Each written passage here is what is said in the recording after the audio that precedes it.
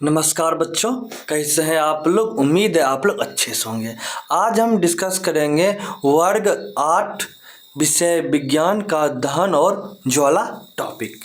इससे संबंधित कुछ महत्वपूर्ण प्रश्नों को देखेंगे जो आपको आगामी परीक्षा में काम आएंगे। चलिए शुरू करते हैं।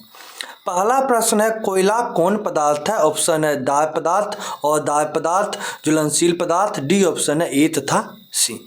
देखिए कोयला कौन पदार्थ है, पहले आप लोग बताइए। चलिए आंसर बोलिए। अगर आप लोग बोल रहे हैं कोयला दाह्य पदार्थ है तो एकदम सही आंसर बोले। कोयला कौन पदार्थ है, कोयला दाह्य पदार्थ है।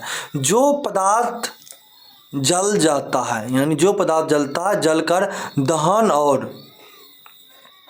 दहन प्रक्रिया के फलस्वरूप, जलना या दहन कहिए, उसके फलस्वरूप प्रकाश तथा उष्मा देता है।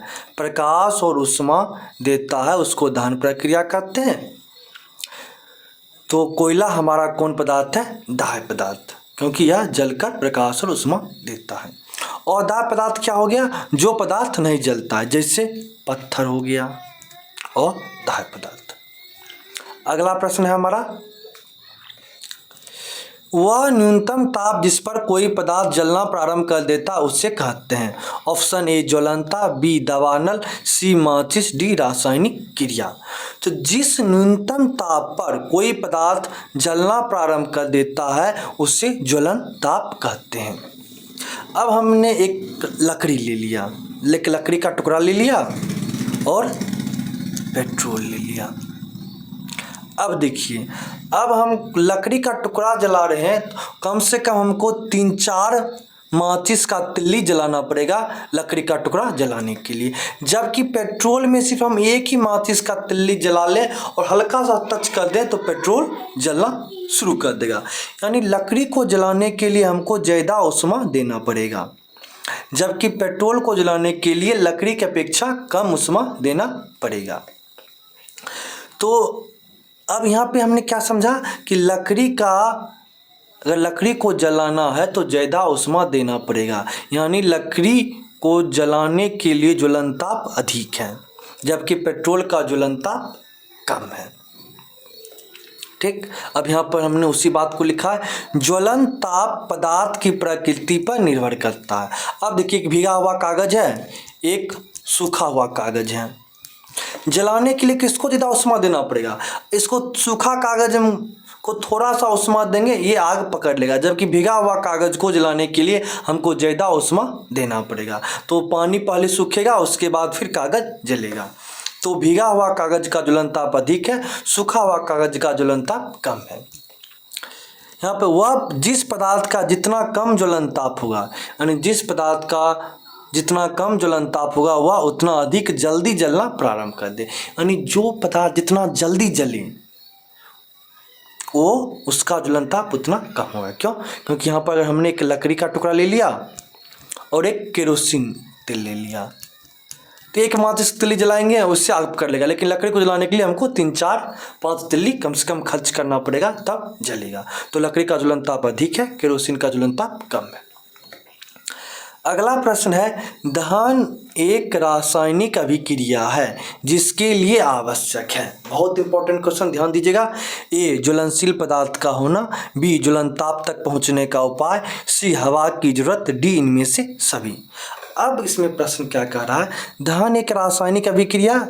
आपने यह बात सीखा कि दहन एक रासायनिक अभिक्रिया है जिसके लिए क्या क्या जरूरी है, तो 3 चीज़ जरूरी है। क्या? ज्वलनशील पदार्थ का होना, ज्वलन ताप तक पहुंचने का उपाय, और सी ऑप्शन है हवा की जरूरत, डी है इनमें से सभी। यानी तीनों का सही है, इसलिए डी ऑप्शन सही है, इनमें से सभी। अब यहाँ पे अगला प्रश्न है, इनमें से कौन ऊर्जा जीवाश्म ईंधन से प्राप्त होता है। चलिए आप लोग प्रश्न देखिए और आंसर भी देना है। पहले, सूर्य का प्रकाश, पवन ऊर्जा, कोयला, परमाणु ऊर्जा। जीवाश्म ईंधन यानी जो सजीव से प्राप्त होता है उसे जीवाश्म ईंधन कहते हैं। अब इसमें ऑप्शन क्या है, सूर्य का प्रकाश, पवन ऊर्जा, परमाणु ऊर्जा, कोयला। तो जो कोयला का निर्माण होता है, हजारों वर्ष, लाखों वर्ष जो पेड़ पौधा पृथ्वी के अंदर दबे रहते हैं, तो अत्यधिक ताप और ऊष्मा के कारण, पृथ्वी में दबे रहने के कारण, लाखों वर्षों के कारण वो कोयला का निर्माण होता है। तो हमारा इसमें जीवाश्म ईंधन कौन है? कोयला। और जीवाश्म ईंधन का और एग्जाम्पल क्या? पेट्रोलियम पदार्थ भी जीवाश्म ईंधन है, ध्यान रखिएगा। पेट्रोलियम पदार्थ भी जीवाश्म ईंधन है। पेट्रोलियम से क्या मिलता है? केरोसिन, पेट्रोल, मोम, डीजल, ये सब। जबकि जीवाश्म ईंधन जो हमारा होता है वो क्षय होता है, यानी एक समय के बाद वो समाप्त हो जाएगा। पृथ्वी के अंदर दबा हुआ आप उसको निकाल के उपयोग कर रहे हैं तो एक दिन समाप्त हो जाएगा, इसलिए इसको क्षय ऊर्जा स्रोत कहते हैं। जबकि अक्षय ऊर्जा स्रोत आपका क्या हो गया? जो कभी नष्ट न होने वाला है। अक्षय ऊर्जा क्या? जो कभी नष्ट न हो। अब देखिए, सूर्य का प्रकाश हमें प्रतिदिन प्राप्त होता है। सूर्य के प्रकाश से पौधे प्रकाश संश्लेषण की प्रक्रिया के माध्यम से अपना भोजन स्वयं बनाते हैं, फिर उसके द्वारा बनाए गए भोजन को हम लोग भी ग्रहण करते हैं, फल के माध्यम से, सब्जी के माध्यम से, अनाज के माध्यम से। अब यहाँ पर ध्यान दीजिएगा, लेकिन सूर्य का प्रकाश तो हमें प्रतिदिन मिलता है। जब तक सूर्य रहेगा तब तक तो हमें प्रतिदिन मिलेगा, नष्ट नहीं होगा। इसी तरह पवन ऊर्जा, अब सूर्य के प्रकाश से हम क्या किए? सोलर प्लेट से बल्ब जला लिए, बैटरी चार्ज कर लिए। सूर्य का प्रकाश कभी नष्ट न होगा, फिर अगले दिन मिलेगा, फिर सुबह होगा, फिर मिलेगा, इसी तरह चलता रहेगा। इसी तरह पवन ऊर्जा, पवन कहते हैं हवा को। क्या होता है? वो इस तरह का विंड पंखी लगा रहता है, हवा तेज चलती है तो पंखा नाचता है, उसमें डायनेमो लगा होता है। डायनेमो यांत्रिक ऊर्जा को विद्युत ऊर्जा में बदल देता है। प्रश्न पूछ सकता है, ध्यान रखिएगा।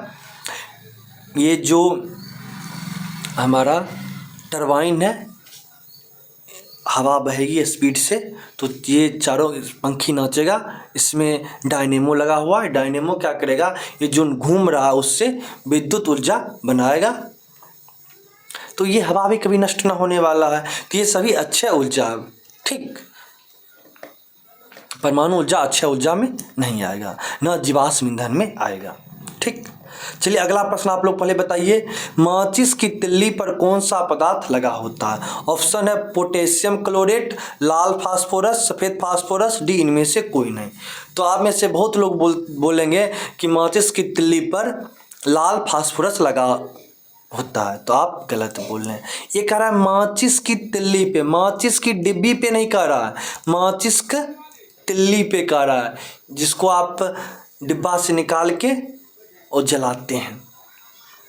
माचिस के डिब्बी के दोनों साइड में, माचिस के डिब्बी के दोनों साइड में आपका लाल फास्फोरस होता है, जबकि माचिस की तिल्ली पर पोटेशियम क्लोरेट होता है। माचिस की तिल्ली पर क्या होगा? Potassium chlorate. माचिस की तिल्ली पर क्या होगा? Potassium chlorate. माचिस के डिब्बी के दोनों साइड में, डिब्बी के दोनों साइड में लाल फास्फोरस। और कमरे के ताप पर, यानी समान ताप पर, यानी 26 डिग्री सेल्सियस 27 डिग्री सेल्सियस ताप पर जो पदार्थ अपने आप जलना प्रारंभ कर दे उसको कहते हैं सफ़ेद फास्फोरस। फास्फोरस कमरे के ताप पर स्वतः, कमरे के ताप पर स्वतः, ये पूछा हुआ क्वेश्चन है, कमरे के ताप पर स्वतः कौन पदार्थ जलना प्रारंभ कर देता है? तो सफ़ेद फास्फोरस। चलिए अगला प्रश्न है, मोमबत्ती का कौन सा क्षेत्र सबसे अधिक गर्म होता है? ऑप्शन ए मध्य भाग, बी ऑप्शन बाहरी भाग, सी आंतरिक भाग, डी इनमें से कोई नहीं। तो मोमबत्ती का कह रहा है कि सबसे कौन सा क्षेत्र सबसे अधिक गर्म है, आपको बताना है मध्य भाग, बाहरी भाग, आंतरिक भाग। तो इसका सही आंसर होगा बाहरी भाग सबसे अधिक गर्म होता है।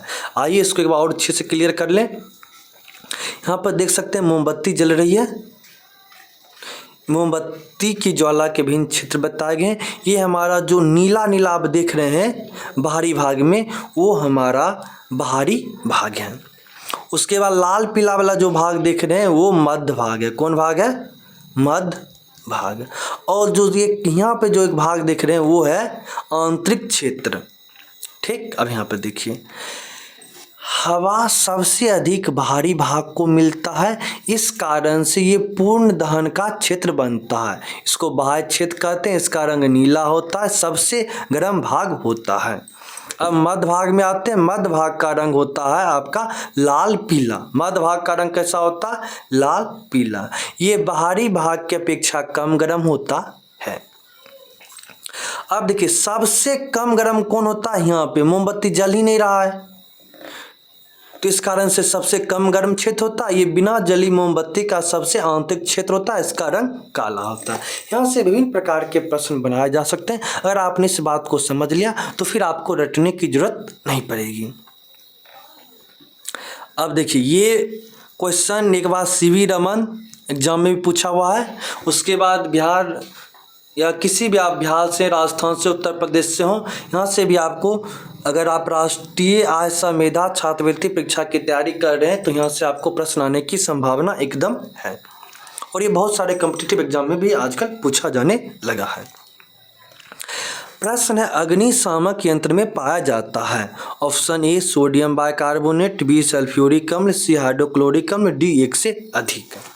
तो अग्निशामक यंत्र में सोडियम बाइकार्बोनेट जिसका फॉर्मूला है NaHCO3, ध्यान रखेंगे, और सल्फ्यूरिक अम्ल का फॉर्मूला H2SO4, ये दोनों पाया जाता है। कार्बन डाइऑक्साइड गैस नहीं पाया जाता। सुनिए, अग्निशामक यंत्र में सोडियम बाइकार्बोनेट और सल्फ्यूरिक अम्ल पाया जाता है। अब क्या होता है बच्चों, यहाँ पर जब आग लगती है तो हम नॉब को प्रेस करते हैं। ये हमारा सिलेंडर है। अब एक साइड में सोडियम बाइकार्बोनेट रखा हुआ और यहाँ पे सल्फ्यूरिक अम्ल रखा। अब यहाँ पे हमने नॉब दबाया, ये वाला भाग फूट गया, ये दोनों मिल गए, यानी सोडियम बाइकार्बोनेट और सल्फ्यूरिक अम्ल मिल गया, तो उससे कार्बन डाइऑक्साइड गैस उत्पन्न होता है जो आग को बुझाती है। तो अतः अग्निशामक यंत्र में दोनों मिलेगा, सोडियम बाइकार्बोनेट और सल्फ्यूरिक अम्ल। सही आंसर होगा डी एक से अधिक। यहाँ पे हमने लिख भी दिया, कार्बन डाइऑक्साइड के कारण आग बुझ जाती है। ऑक्सीजन गैस आग, ये आज लिखा हुआ है, सॉरी आग होगा, मिसप्रिंट हो गया टाइपिंग में।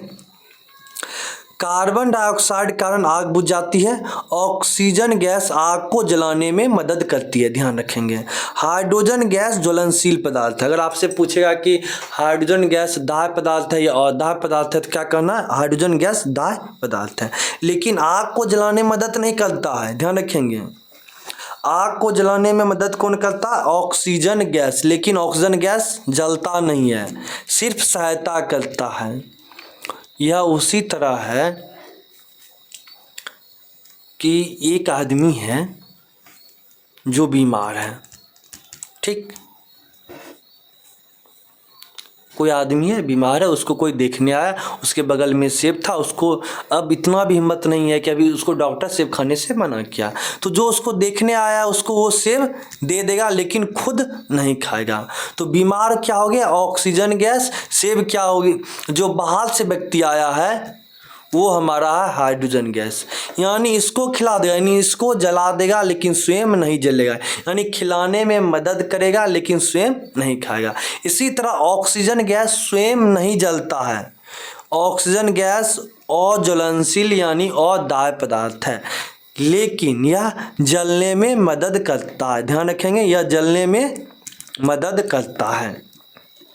जबकि हाइड्रोजन गैस ज्वलनशील पदार्थ है, यानी इसमें आग लगेगा तो जलेगा, लेकिन यह जलने में मदद नहीं करता है। जलने में कौन मदद करेगा? Oxygen gas. अब यहाँ पे भी एक लाइन ध्यान रखेंगे, चूने के पानी में कार्बन डाइऑक्साइड गैस प्रवाहित करने पर चूने का रंग दूधिया हो जाता है। हजारों बार बहुत सारे एग्जाम में पूछा जा चुका यह प्रश्न है। प्रश्न आपसे क्या पूछेगा? एक गैस है, हमने चूने के रंग में,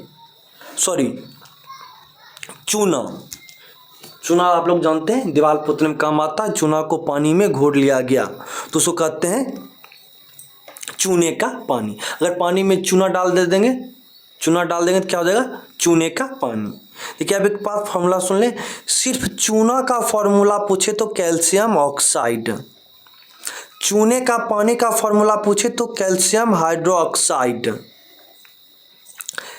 चूना का फॉर्मूला पूछे तो कैल्शियम ऑक्साइड। चूने का पानी का फॉर्मूला पूछे, कैल्शियम हाइड्रोक्साइड। कैल्शियम कार्बोनेट, ये हो गया CaCO3, क्या हो गया, कैल्शियम कार्बोनेट। चूना पत्थर, इसको कहते हैं चूना पत्थर। चूना पत्थर का फॉर्मूला क्या होगा, कैल्शियम कार्बोनेट। चूने का पानी का फॉर्मूला कैल्शियम हाइड्रोक्साइड। चूना हो गया कैल्शियम ऑक्साइड। तो आपसे प्रश्न पूछ सकता है कि चूने के पानी में एक गैस प्रवाहित की गई जिसके कारण उसका रंग दूधिया हो गया, तो वह कौन सा गैस है, कार्बन डाइऑक्साइड गैस, जिसको कहते हैं CO2। तो हमें उम्मीद है इस वीडियो के माध्यम से आपको परीक्षा में काफ़ी मदद मिलेगी। इसी तरह हम हर विज्ञान, इतिहास, गणित के महत्वपूर्ण टॉपिक जहाँ से प्रश्न परीक्षा में पूछे जाते हैं वो टॉपिक आपके सामने लाएंगे। आप इसको कंटिन्यू फॉलो करते रहिएगा तो आपके एग्जाम में काफ़ी मदद मिलेगी। तो आज के लिए इतना ही, धन्यवाद।